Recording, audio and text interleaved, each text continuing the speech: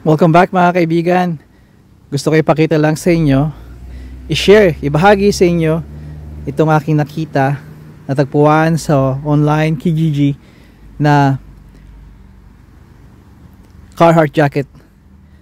Ang tawag sa mga itong uri ng mga jacket ay active jacket dahil ang typical na active jacket ay hanggang waist, hanggang bewang nyo, may dalawang slant side pocket at minsan may pocket sa dibdib, pero hindi kailangan. Pero kailangan may dalawang pocket sa side.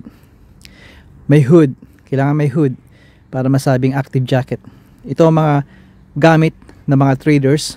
Ito yung madali nyong isuot, i-zip at off you go sa malamig at na panahon, winter ng Canada or ng North, Northwest, North, Northeast ng US.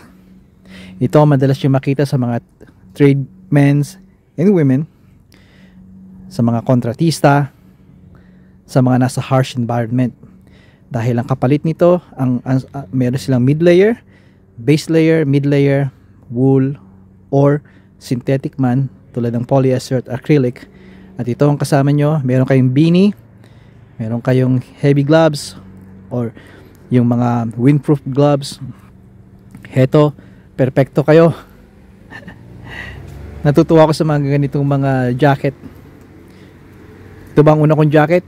Hindi kaibigan, sa katunayan napakarami ko ng active jacket.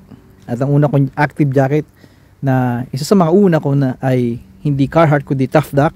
Isang produkto yon ng Canada na pinagmamalaki ko, made in Canada yon. Talagang kumpanya ay Canada. Tough Duck, check that out too. Pero Carhartt, siyempre ang number one pa rin sa industriya, sa field, sa trades ng mga tao. Carhartt pa rin.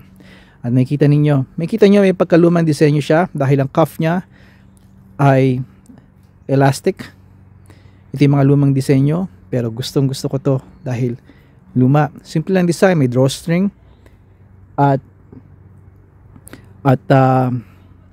sa loob nito ay 100% polyester na nagbibigay lamig.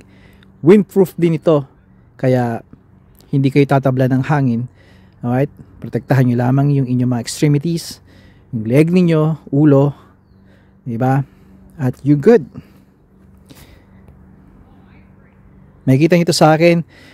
Anong gagawin ko nito? Well, isusuot ko ito pagtatapon ng around sa bahay, pag kailangan ko lumabas at malamig, magpala, may tumawag sa akin sa labas, I stay for a minute or 10 minutes. Itong suit ko dahil naka PJ lang ako or nakapambahay, it will protect me from the cold, the elements, hanggang makabalik ulit ako sa bahay. Pero huwag kayong magkakamali, ito ay pupwede sa Canadian winter. Alright? Tama lang ang layer ninyo, base layer at mid layer. Minsan ang mid layer ninyo ay dalawa, that's fine. Or magandang uri ng wool or alpaca na mid layer, protektado kayo. Kaya gusto ko lang ibahagi muli ito sa inyo. Hindi siya perfecto, may mga blemishes siya, may mga stain, wala siyang rips, at ang zipper niya ay malakas at smooth. Meron siyang dalawang pocket, isang open pocket with zipper, velcro, at isa ay merong zipper.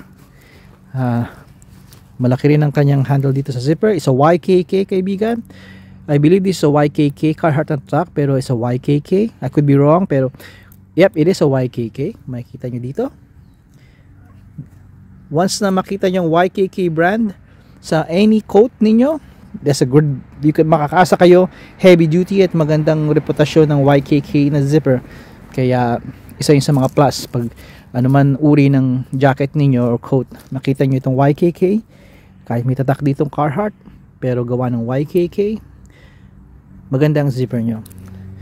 Alright, kaibigan, meron pa akong mas maganda at makabagong design ng mga jacket na Carhartt, pero ito ang gusto ko. I mean, ito isa sa mga gusto ko rin dahil simple lang at magbibigay ng init sa inyo ito. Magkikip ang init ng katawan nyo. poprotektahan kayo sa elemento, sa malupit na winter dito sa Canada. Hanggang dito na kaibigan. At hanggang sa muli, padayon.